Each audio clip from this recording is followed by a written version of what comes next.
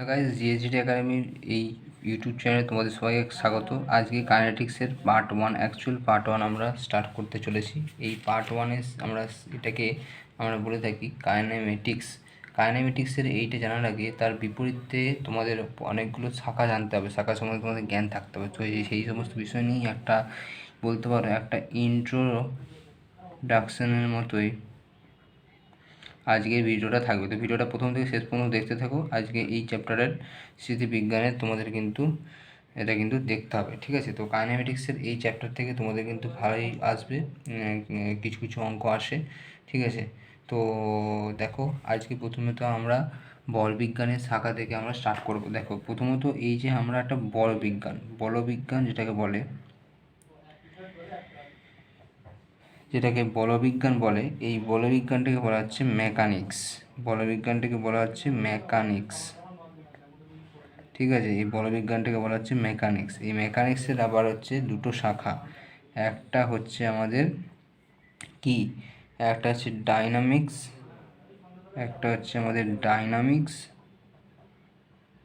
যেটাকে বলা হচ্ছে গতিবিজ্ঞান। আর একটা হচ্ছে আমাদের এখানে স্থিতিবিজ্ঞান।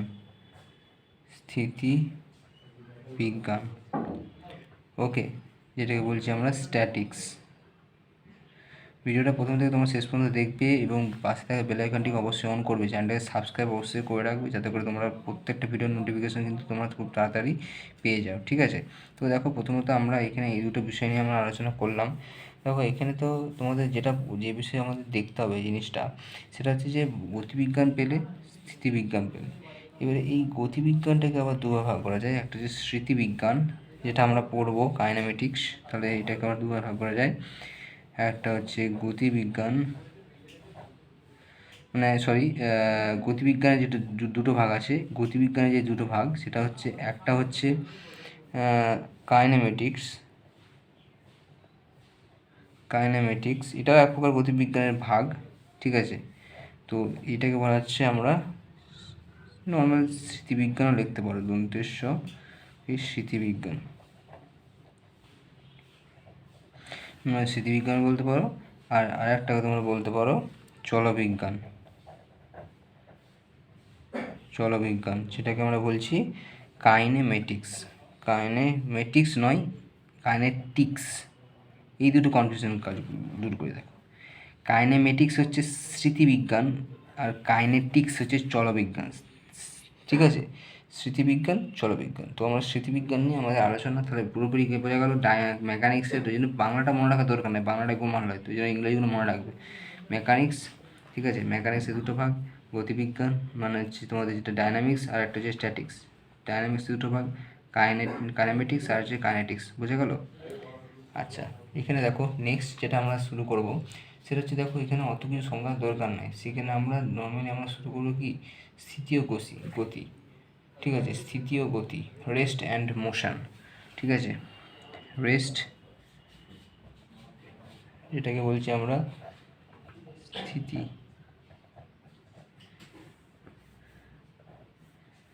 ঠিক আছে?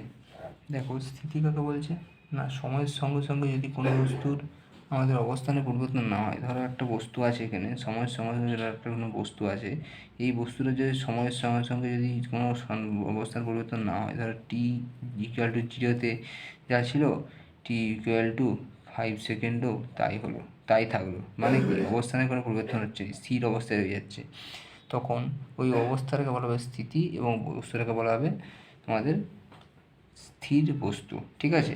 আর হচ্ছে রেস্ট হলো। আর একটা মোশন বা গতি কাকে বলবো, বলে না বস্তুটি মোশনে আছে, তার মানে কি ব্যাপারটা হচ্ছে, একটা বস্তু টি ইজ ইকাল টু 0 সময় এটা ছিল, স্থান পরিবর্তন করলো, টি ইজ ইকাল টু 5 সেকেন্ডে এখানে গেল, তার মানে বস্তুটা সময়ের সঙ্গে সঙ্গে কী হচ্ছে, স্থান পরিবর্তন করছে। যখন কোনো বস্তু সময়ের সঙ্গে সঙ্গে স্থান পরিবর্তন করে, তখন তাকে বলা হবে গতিশীল বস্তু, এবং তার যে অবস্থাটাকে বলা হবে গতি বা মোশন, ঠিক আছে? দেখো, এরপরে যেটা মেন আমাদের টপিক আসছে, সেটা হচ্ছে নির্দেশতন্ত্র। দেখো, কেন নির্দেশতন্ত্রটা এলো, দেখো এই পৃথিবীতে কিন্তু সমস্ত কিছু আপেক্ষিক বা আমাদের সমস্ত কিছু রিলেটিভ বলতে পারো, ঠিক আছে? রিলেটিভ কেন, ধরো কোনো একটা বস্তুকে তুমি আমাদের মানে পুরোপুরি স্থির বা পুরোপুরি গতিশীল বলতে পারো না। ধরো একটা বস্তু আছে, এইটা বস্তুটা ধরো কোনো আমরা কী বলি যে দেখ ওই বস্তুটা একটা লোক ছুটছে, বলি না লোকটা ছুটে পালিয়ে গেল, ঠিক আছে, কেন বলি আমরা স্থির আছি, এবং তাকে আমাদের সাপেক্ষে মনে হচ্ছে যে লোকটা ছুটছে, সেই সাপেক্ষটা এখানে একটা নির্দেশান্ত হয়ে গেল, বুঝতে পারছে? তার মানে ধরো একটা ট্রেন আছে, ট্রেনটা আমরা ছুটে যাচ্ছি, পাশ দিয়ে মনে হয় যে গাছগুলো ছুটে চলে যাচ্ছে, সেটা কি একটা রেফারেন্স ফ্রেম হয়ে গেলো। গাছগুলো কিন্তু ছুটছে না, গাছগুলো স্থির আছে, আমাদের মনে হচ্ছে গাছগুলো চলে যাচ্ছে, কিন্তু গাছগুলো যদি গাছগুলোর জায়গায় আমরা দাঁড়িয়ে থাকতাম তখন মনে হতো ট্রেনটা ছুটে যাচ্ছে, ঠিক আছে।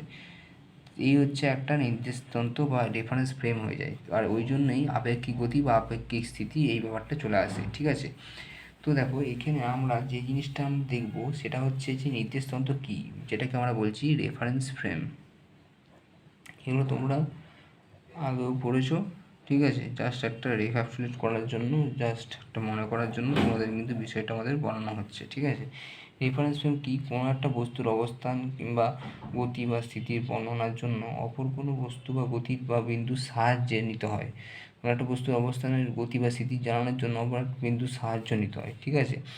এই যে বস্তুটির যে আমাদের যে সাহায্য নিলাম, ঠিক আছে, এই বস্তুটিকে বলা হয় নির্দেশ বস্তু। আর যে নির্দেশ বস্তুর সঙ্গে যুক্ত যে স্থানাঙ্ক, মানে স্থানাঙ্ক সংস্থা, যে কোঅর্ডিনেট যে সিস্টেমটা, সেটাকে বলা হচ্ছে নির্দেশ তন্ত্র বা রেফারেন্স ফ্রেম। তো এখন আমি একটা জিনিস তোমাদের আমি বলে দিই, বা এখানে একটা জিনিস বলে রাখা ভালো, যে রেফারেন্স ফ্রেম সবসময় কিন্তু আমাদের এক থাকে না।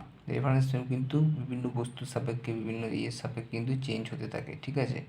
যেমন তোমার আর ট্রেনের মধ্যে একটা রেফারেন্স ফ্রেম রয়েছে, তারপর হচ্ছে চলন্ত ট্রেন আর হচ্ছে গাছের মধ্যে একটা রেফারেন্স ফ্রেম রয়েছে।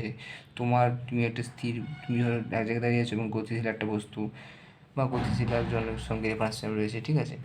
দেখো এই যে রেফারেন্স ফ্রেমটা তিন ধরনের হতে পারে। একটা রেফারেন্স ফ্রেম হচ্ছে আমাদের হলো একমাত্রিক, মানে ওয়ান ডাইমেনশনাল।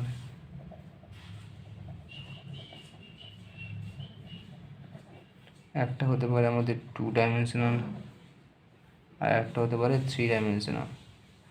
এই থ্রি ডাইমেনশনালগুলো আমাদের নর্মালি এগুলো জেনে রাখা দরকার, ঠিক আছে। এগুলো আমাদের নর্মালি খুব একটা দরকার না। ওয়ান ডাইমেনশনাল বলতে কীরকম, ধরো এরকম একটা পিস, ঠিক আছে, এটা ও বিন্দু, একটা এস বিন্দু, এটা পি বিন্দুতে বস্তুটা আসে, এরকমভাবে বস্তুটা ছুটছে, এটা একটা সি বিন্দু, তার সাথে পি বিন্দুটা ছুটে ছুটে যাচ্ছে, তার মানে কি, মানে একটা একমাত্রিক স্থানাঙ্ক হয়ে গেল। ধরো এটা একটা, ধরো এক্স ওয়াই স্থানাঙ্ক, যেটা আমাদের ধরো কোনো একটা বস্তু ছুটছে এই ডাইরেকশনে, তাহলে তখন একটা কী হলো, আমাদের কিন্তু একটা টু ডাইমেনশন হয়ে গেলো। যখন থ্রি ডি হবে, কখন থ্রি ডি যখন হবে x y z, x y z এই স্থানাঙ্কে যখন কোনো একটা বস্তুর গতিশীল হবে, বা কোনো একটা বস্তুর পয়েন্ট যখন আমরা নির্ণয় করবো এক্স কমা ওয়াই কমা জেড, ঠিক আছে, তাহলে এখানে কী হলো, নর্মাল একটা স্থানাঙ্ক, নর্মাল একটা হচ্ছে, তাহলে আমরা এখানে এক্স কমা ওয়াই পেলাম, আর এখানে হচ্ছে একটা বস্তুটা পুরোপুরি আমরা কী পেয়ে গেলাম, তার স্থানাঙ্ক পেয়ে গেলাম। কেন, এইখান থেকে দূরত্ব নির্ণয় করে নিলাম, তার সঙ্গে এটার প্রতিবিম্ব এইটা, এরকমভাবে আমরা কিন্তু নির্ণয় করে নিলাম। দেখো এখানে নর্মালি সমস্ত কিছু জানা গেলে আজকের এই ভিডিওটা এই পর্যন্তই থাকছে, কারণ আজকে এই ভিডিওতে আমরা যাবতীয় কিছু সমস্ত স্থানাঙ্ক সম্বন্ধে পড়লাম। এরপরে নির্দেশতন্ত্রের একটা গুরুত্বপূর্ণ পার্ট রয়েছে, যেটা হচ্ছে তোমাদের কিন্তু কি পোলার নির্দেশতন্ত্র, বা পোলার, যেটাকে বলছি পোলার ফ্রেম অফ রেফারেন্স, এটা আমরা কিন্তু পড়বো, ঠিক আছে। আজ ভিডিওটা এই পর্যন্ত রইলো, দেখা হচ্ছে নেক্সট ভিডিওতে, ততক্ষণ পর্যন্ত ওকে, টাটা, বাই বাই।